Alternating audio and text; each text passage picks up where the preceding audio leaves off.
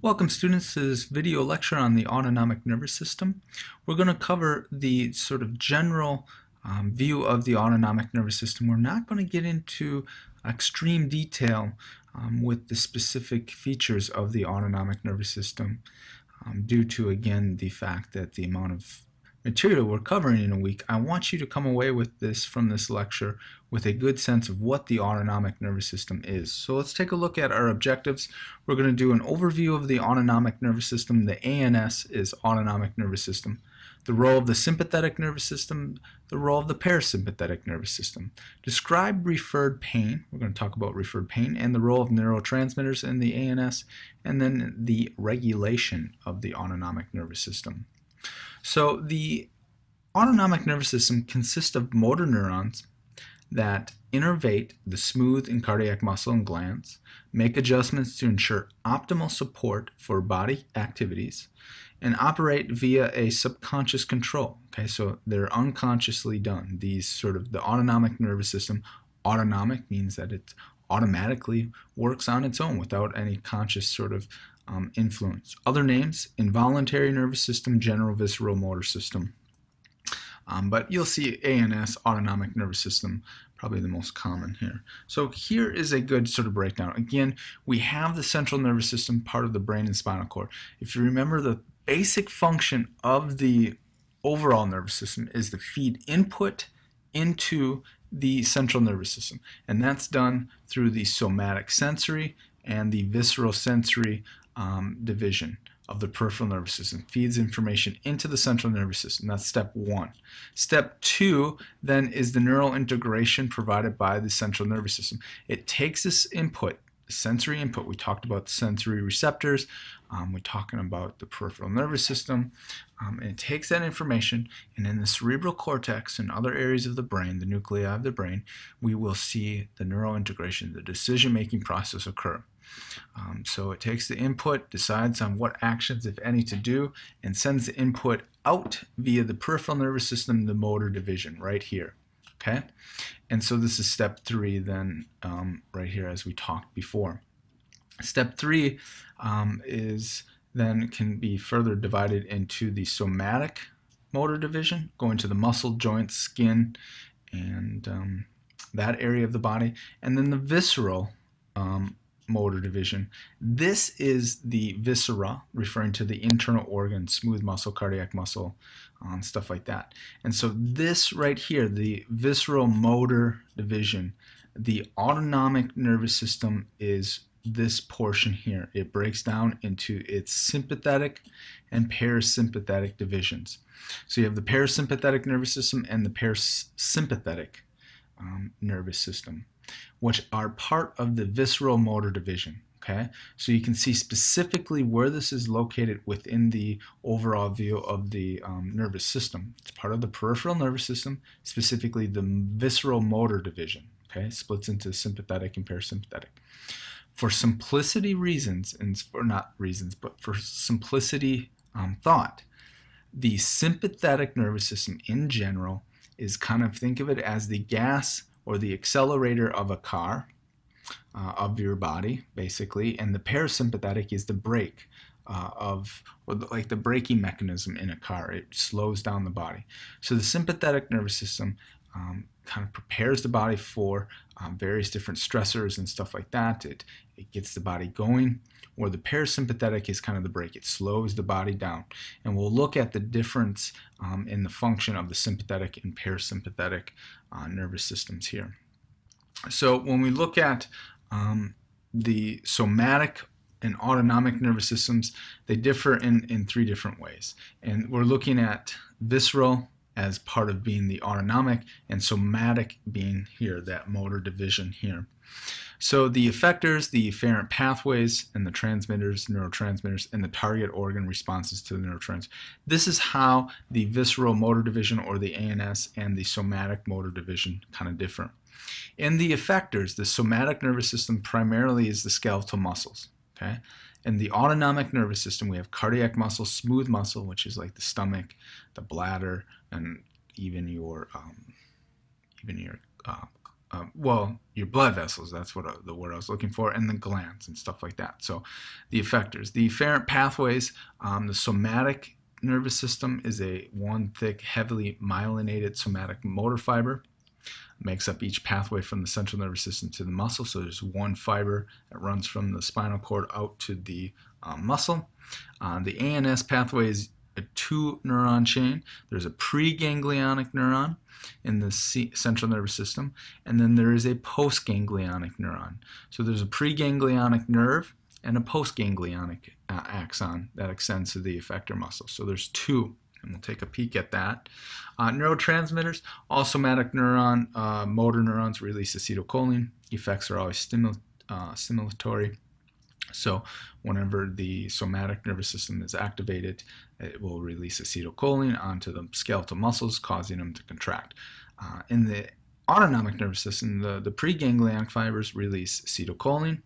Postganglionic fibers will release norepinephrine or acetylcholine at the effectors. So the effect is either stimulatory or inhibitory depending on the type of receptors that sort of organ or gland or smooth muscle has. Okay, so it can be inhibitory or stimulatory depending upon the neurotransmitter and the receptor found on the effector, the end sort of cell, sort of say. So we can see here a good difference. Here's the somatic nervous system. We're going from the central nervous system to the skeletal muscle. One long, heavy myelinated axon releases acetylcholine onto the skeletal muscle. Here we have the sympathetic, this is the autonomic, and the parasympathetic. So the sympathetic has a couple different pathways it can do. We see the preganglionic fibers here, and then they bind or they synapse in a ganglion. Again, a ganglion is a collection of somas of various nerve fibers, axons, I'm sorry, not axons, but neurons. They release acetylcholine, and then the postganglionic axon will typically release norepinephrine on the various different organs like the stomach, the small and large intestine, so forth. Okay, can be stimulatory or inhibitory depending on the neurotransmitter and the receptors on the effector organs. Okay, the sympathetic also sometimes just directly releases onto the various different glands, which then secrete out their hormones into the blood vessels and have their effect on the sort of organs then there too. The parasympathetic, you can see here we have preganglionic here, and then postganglionic, and it's acetylcholine released in the synapse of the ganglion and acetylcholine released here at the postganglionic post. Okay, so a little different there in that sort of process. The divisions of the autonomic nervous system, as I've been discussing already, is sympathetic and parasympathetic. The sympathetic, think of as the gas, and the parasympathetic as the brake. There's dual innervation, so almost all visceral organs are served by both. Okay, so the heart will have sympathetic and parasympathetic nerve fibers. The stomach will have sympathetic, parasympathetic nerve fibers, and they usually cause opposite effects in general, right? If one's the gas and the other the brake, obviously there's going to be some differences between their effects. So the role of the parasympathetic nervous system is to promote maintenance activities and conserve body energy. Okay, this is illustrated by a person who is relaxed, reading, or after a meal. Okay, so this is maintenance is like kind of repair injuries, damaged areas of the cells, and so forth. Conserve body energy is just kind of relaxing. Blood pressure, heart rate, respiration rate, these all go down. They all decrease. Now the gastrointestinal tract activity is high at this point. So food digestion is a big part of the parasympathetic. The pupils are constricted and the lenses are accommodated for close vision. So you're in a relaxed state. A lot of your blood is drawn to your intestinal tract to digest the food that you just eat. So usually after you eat a big meal or even a smaller meal, the parasympathetic nervous system kind of kicks in. And so that's why it's not good to go do something very active or very high alert, because your body's kind of breaking, slowing down, relaxing. The sympathetic nervous system mobilizes the body during activity. It's called the fight or flight system. So it prepares your body to either fight or take flight in very stressful situations. So promotes adjustments during exercise or when threatened. Blood flow is shunted to the skeletal muscles and heart. The lungs dilate. The liver releases glucose, energizing the body and stuff like that. So it's the go, go, go. Your pupils dilate. Your lungs open up, your heart rate goes up, your blood pressure goes up, your pulse rate goes up, your breathing rate goes up, all that sort of stuff. So think of like when you get in a very, very stressful situation, like a life or death, like let's say if a bear broke through your wall right now and there was a growling, big old grizzly bear coming after you, you're going to want the sympathetic nervous system to kind of fire. You don't want the blood in your stomach, you don't want to pee your pants. Though you probably would out of fright a bit maybe if that happened, but you don't want to have to go to the bathroom. So the blood is shunted out to the muscles and to the heart, skeletal muscles I should say, and heart away from the intestinal tract. The lungs open up, all that sort of stuff, the pupils dilate and that sort of thing. So the role of the sympathetic nervous system is pretty much preparing the body for stressful situations or high activity, and it's like the gas of the accelerator of the body. So we can see here the anatomy, sympathetic, parasympathetic. These guys originate in different regions. We can see the thoracolumbar region, so the mid-back to the lower lumbar, brain, and sacral spinal cord. Okay, length of fibers, short preganglionic and long postganglionic fibers. The ganglia is very close to the spinal cord. We'll talk about that. The long preganglionic and short postganglionic. So just the opposite here in the parasympathetic, and we find the ganglion in the effector organs there. So here is the sympathetic and parasympathetic. Remember, it's part of the peripheral nervous system. So here's the parasympathetic, here's the sympathetic nervous system, where it originates from. Okay, so we have the cranial nerves up here. We'll talk about that in a different video lecture. And then we have some nerves down here in the sacrum region forming the parasympathetic nerve branches. The sympathetic will come from T1 to around L1, L2, 3 or so. Okay, it varies in different individuals. But the thoracic and the most of the thoracic, and then, or I should say, all of the thoracic here, and then partially of the lumbar region. So the nerves, the spinal nerve roots coming out of this region, part of those spinal nerve roots are the part of the sympathetic nervous system. And you can see then, here's the ganglia right here, and this is going to be close to the spinal cord. And these are the ganglia, so the pre-ganglionic fibers synapse with the post-ganglionic fibers within this sympathetic ganglia trunk here. Okay.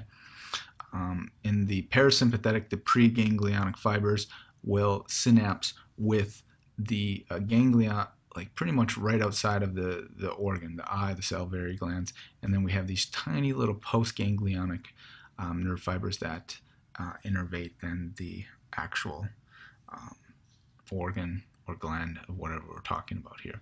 So you can get in a region here. So the cranial, sacral region, that's parasympathetic, and then the thoracic region to the lumbar region is sympathetic. All right, so the parasympathetic cranial sacral region, cranial and sacral region, division, outflow here. So we have in the sacral region, as we just saw down here, this is the sacral region, here's the cranial region right here, okay?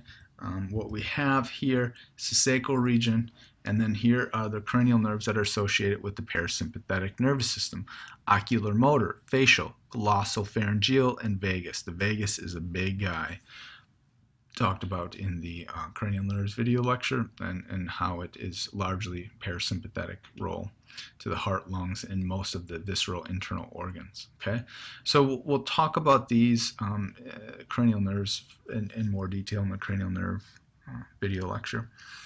Sacral output within the walls of the target organs is the ganglion. Again, the effector organs: large intestine, bladder, ureters, and reproductive organs for parasympathetic innervation, to slow the body down, to rest, to heal, to sort of prepare the body for digestion of food.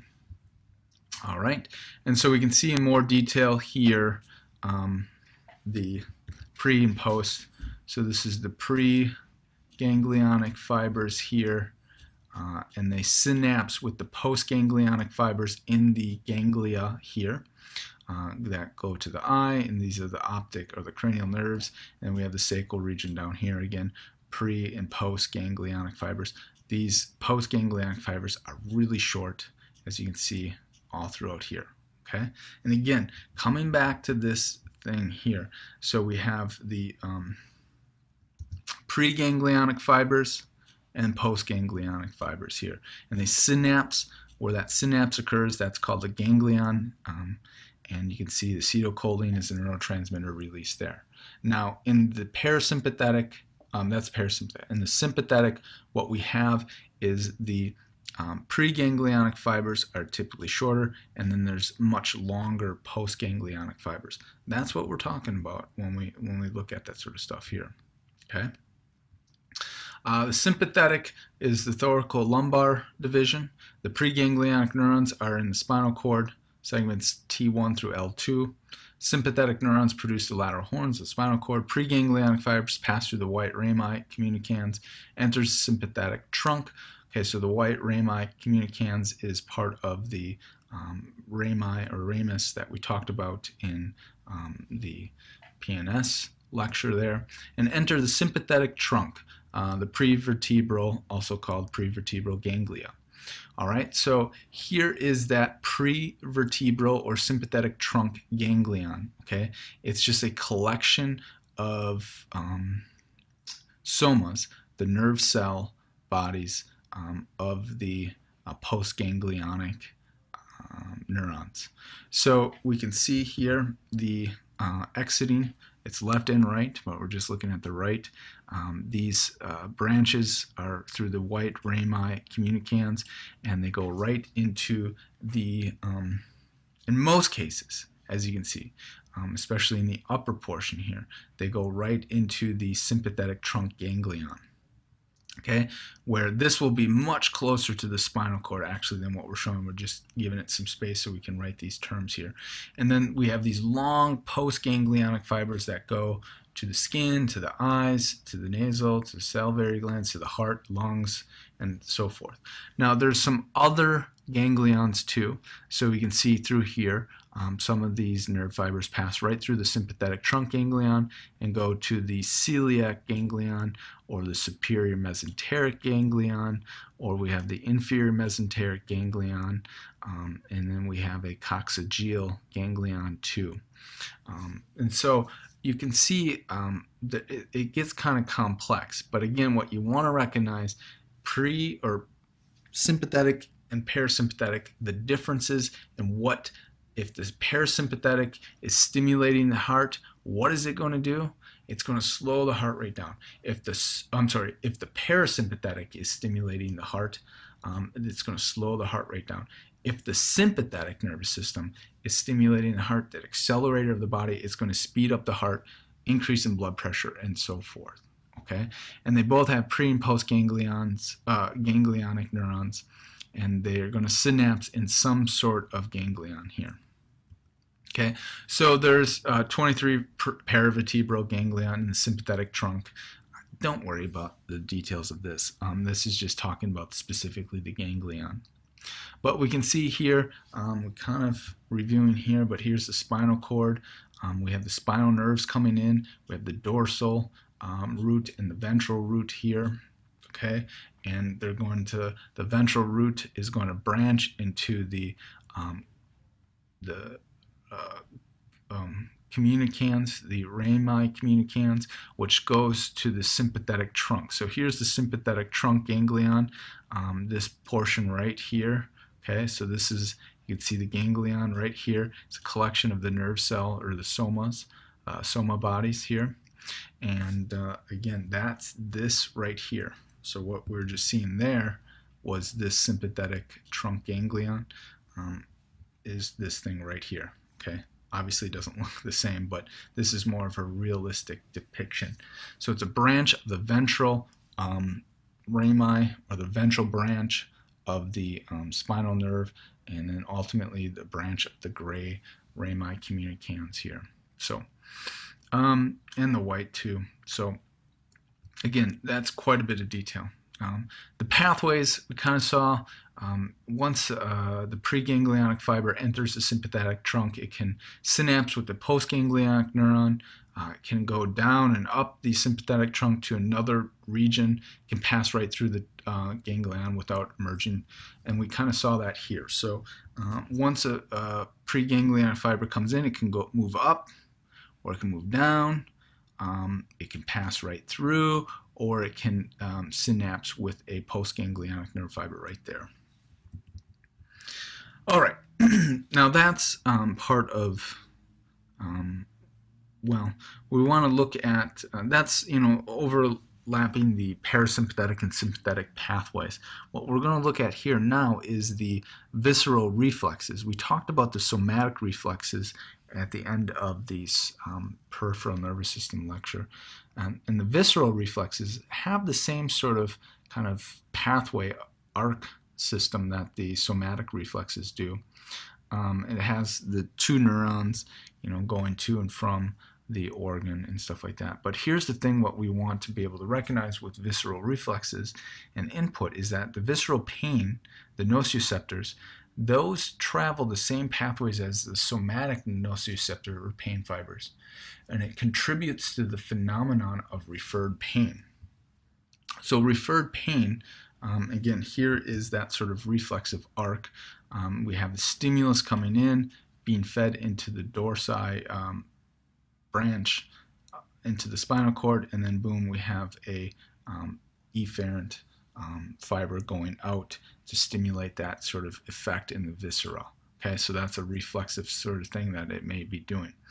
And we're not going to look at the integration part, but input comes into the spinal cord and then input goes out, and you get your response ultimately. Now, what's significant about this is that the somatic part, the skin and the muscle pathways for reflexes follow the same pathway and same nerve root levels. So what happens is visceral pain fibers, the input, the afferent fibers, travel along the same pathway as the somatic pain fibers. Okay, so pain stimulated or pain stimuli arising in the viscera can be perceived as somatic in its origin. Okay, so this is what we refer to when the classic symptom of a heart attack for men and women is left shoulder and left arm pain. Well, the arm and the shoulder are not obviously the problem, it's the heart. It's the visceral pathway from the heart. But what happens is that the pathway of the pain fibers from the shoulder and the left arm follow the same pathway or nerve root level as the pain fibers coming from the heart. Now the heart's the one that's screaming out in pain, but as it goes up through the spinal cord, for some reason we consciously perceive that as left shoulder and arm pain, not as heart pain. And so there's these referral patterns that we can find, with the heart, it's here, shoulder, and down the arm too. Gallbladder is here, the pain there, obviously where the gallbladder is, and even like right shoulder pain. Liver can be here, and then right shoulder pain too. Now, the reason that this occurs, again, is because the nerve fibers, now just imagine the brain up here, right? Here's the brain, and we'll draw the spinal cord here, okay? Whoa, that's a big enlargement of the spinal cord. But anyway, let's say we have the heart here, all right? And this region, there's fibers that come out to innervate the heart, and then there's fibers that go up into this nerve root level that feed, reflexive information and sort of visceral information from the heart at that nerve root level. Well, at that nerve root level also comes out and goes to innervate the shoulder, will go to innervate the left arm down here even.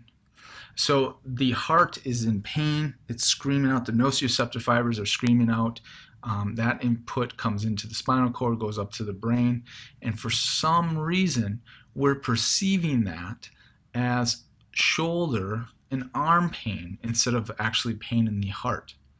So referred pain is the internal viscera, the internal organs are actually what's in pain, and the problem, but what the body consciously perceives is that sort of direct region, that sort of nerve root level is on the somatic level. So instead of the visceral part, it perceives it as somatic pain. And this is kind of interesting because some lower back pain for older men, they think, oh, I didn't hurt my back, I didn't do anything, but my low back really hurts. Well, that could be from prostate cancer or prostate problems, and that referred pain can go be perceived, or that pain of the prostate can be consciously perceived as pain in the lower back. Okay, so that's referred pain. Neurotransmitters, we're going to kind of go through this fairly quickly because this is really sort of advanced stuff. I just want to give you a quick overview. But the neurotransmitters of the autonomic nervous system are an important role. There's acetylcholine and norepinephrine. So acetylcholine is abbreviated ACH, norepinephrine is NE. So we have cholinergic fibers that release the neurotransmitter acetylcholine, and we have adrenergic fibers that release the neurotransmitter norepinephrine. So these most sympathetic postganglionic axons, you don't have to know this, but this sort of specific information is norepinephrine, and most parasympathetic postganglionic axons are acetylcholine, and all preganglionic axons in the ANS are all acetylcholine. Okay, so let's take a look. Acetylcholine, norepinephrine is our two main neurotransmitters. So here we can see acetylcholine, acetylcholine, acetylcholine. So all of the preganglionic nerve fibers, whether sympathetic or parasympathetic, release acetylcholine. And then we can have acetylcholine or norepinephrine release as a neurotransmitter. So depending on the neurotransmitter and the receptors found on the heart, is going to have either a stimulatory effect or an inhibitory effect on that sort of organ. So we have receptors for these neurotransmitters. We have cholinergic receptors for acetylcholine. Again, cholinergic release acetylcholine. And we have adrenergic receptors for norepinephrine. Now this is where it gets kind of crazy. So we have the cholinergic receptors for acetylcholine. We have two types of receptors that bind, or two types of cholinergic receptors, the nicotinic and the muscarinic. These are named after drugs that bind to them and mimic the effects of acetylcholine. So the two types of receptors that bind acetylcholine, nicotinic and then muscarinic are the types. The nicotinic receptors, this is where they're found. I'm not going to get into that much detail. The muscarinic receptors, again, can be inhibitory, excitatory.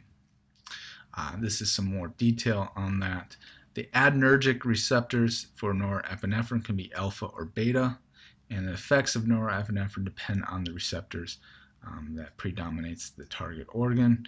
Again, this is really sort of crazy advanced stuff, but just keep in mind that, again, the sympathetic nervous system accelerates the body, gets things kind of in a stimulatory fashion, where the parasympathetic nervous system is more inhibitory on a lot of things, except for the GI tract, where it causes it to be very active, especially post-meal. Let's see here. The effects of drugs. Atropine is a common drug. It's an anticholinergic drug, blocks the muscarinic receptors, so it helps to prevent salivation during surgery and dilate the pupils for examination. So if you went in to your eye ophthalmologist and he or she dilated your eyes, it's probably atropine that they use, to do that.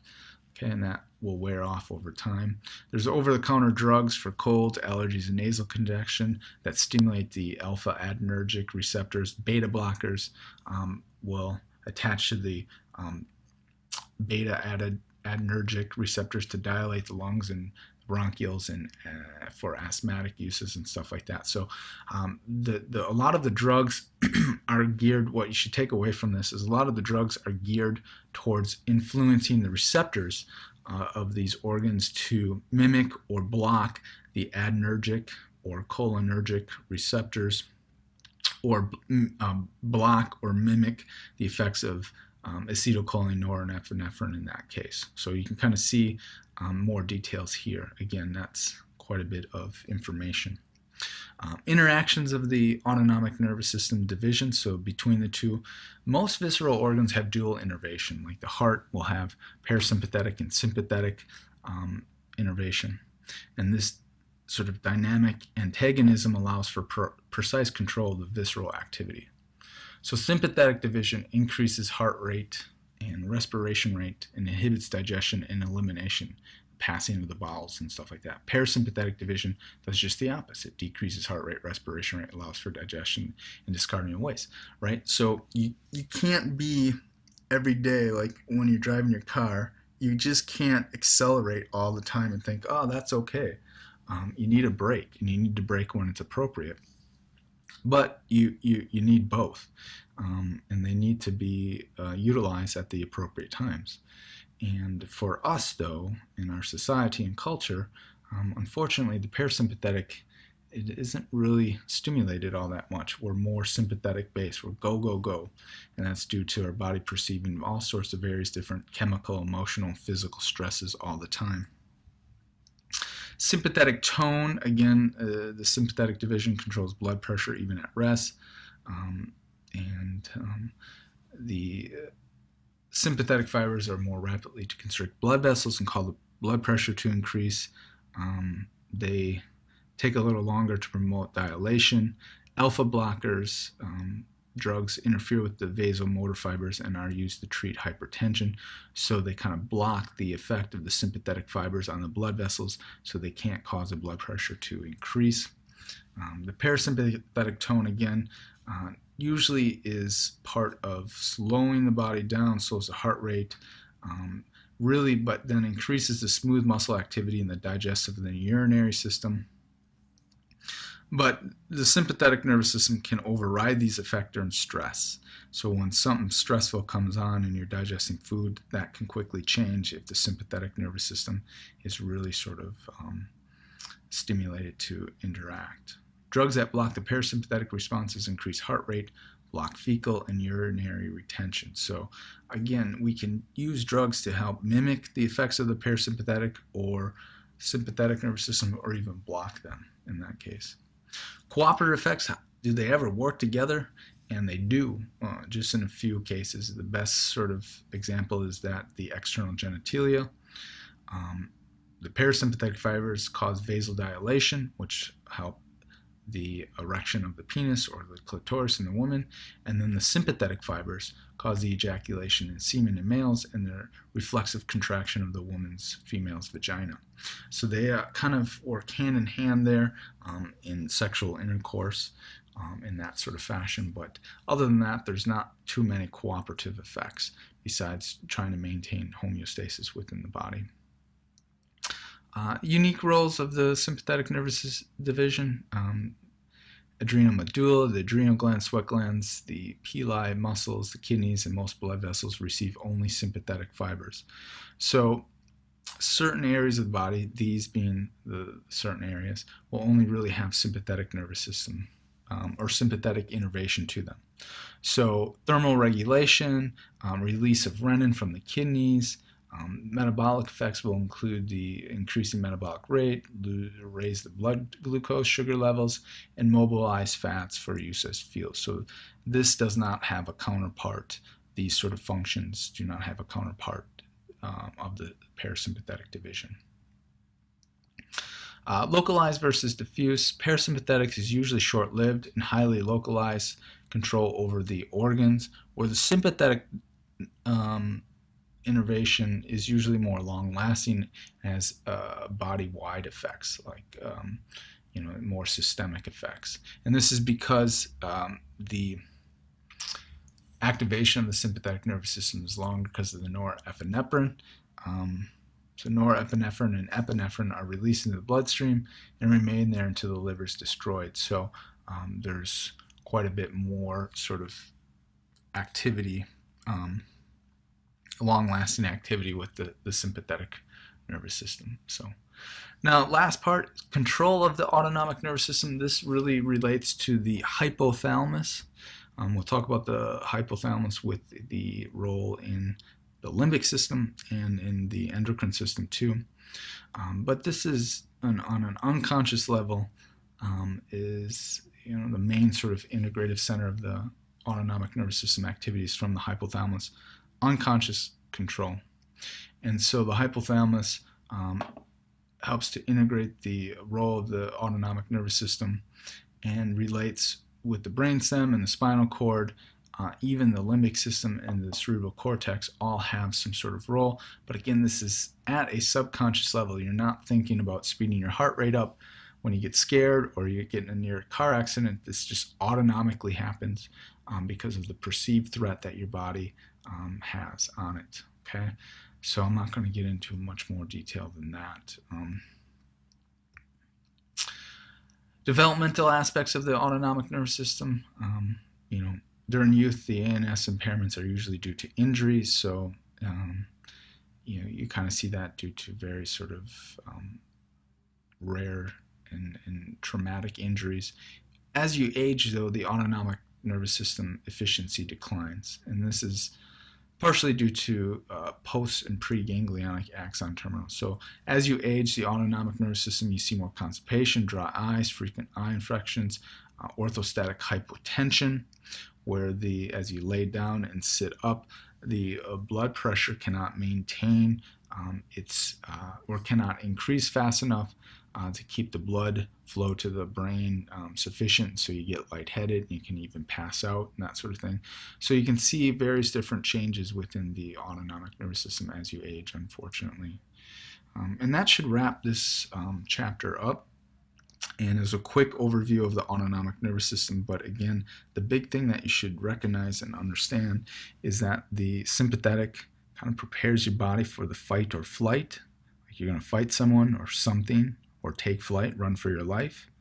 And the parasympathetic slows your body down, relaxes it, and kind of repairs and heals and allows for digestion to occur. So those are the two big differences there. If you have any questions, concerns, comments, always feel free to give me a call, text, or email.